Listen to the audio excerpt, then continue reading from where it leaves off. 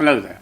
I'm going to show you a video about the moon hoax, and specifically about people who believe in the moon hoax and make films about the moon hoax, such as David Percy, make up lies, verbal lies and visual lies.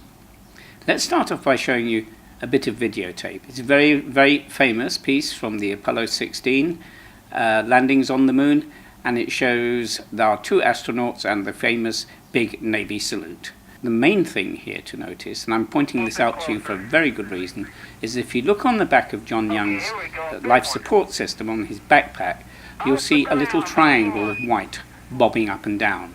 Take good note of that. Now let's go to see what David Percy has to say about this particular piece of videotape. A serious continuity error can be found in the last but one mission, Apollo16 of 1972. Let's take a look at a clear discrepancy in the record. We've dubbed this the jump salute. When the astronaut reaches the peak of his jump, his colleague takes a snap with the Hasselblad stills camera. Let's ignore the reasons as to why such a small jump in the much reduced 1/6 gravity of the moon, and continue instead with the discontinuities revealed by these images. This is the resulting Hasselblad photograph of that event. The most significant difference between these two images of the same action is that in the still photo there's a triangle of fabric that should be absolutely secure and motionless that has flapped up from the top of the plis, the personal life support system, as the astronaut jumps into the air. In the TV freeze frame we can see this triangular flap is correctly fastened and is therefore not visible.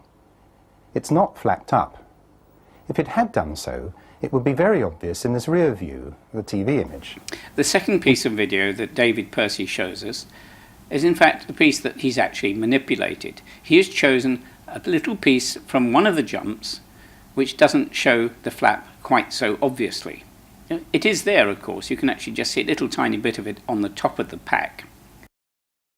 Percy knows what he's doing. He's lying. He's lying visually. We've seen that the flap was bouncing up and down. We have seen that it's actually in the photograph, and we've seen that it should be there exactly where the Hasselblad was pointing. So there you go. David Percy tells lies. Pretty easy.